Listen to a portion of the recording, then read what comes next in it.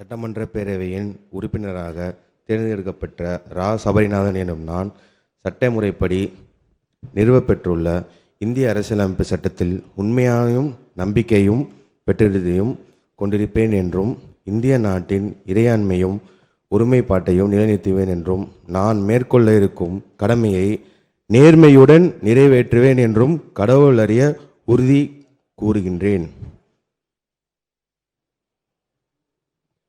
மாண்புமிகு திரு வே. சம்பத்குமார், அரூர்.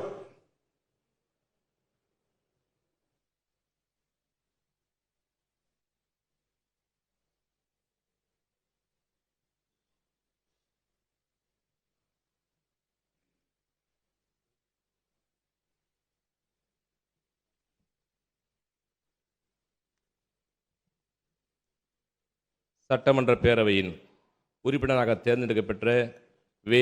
சம்பத்குமார் எனும் நான் சட்ட முறைப்படி நிறைவேற்றப்பட்டுள்ள இந்திய அரசமைப்பு சட்டத்தில் உண்மையான நம்பிக்கையும் பற்றுறுதியும் கொண்டிருப்பேன் என்றும் இந்திய நாட்டின் இறையாண்மையும் ஒருமைப்பாட்டையும் நிலைநிறுத்துவேன் என்றும் நான் மேற்கொள்ள இருக்கும் கடமையை நேர்மையுடன் நிறைவேற்றுவேன் என்றும் கடவுள் அறிய உறுதி கூறுகிறேன்.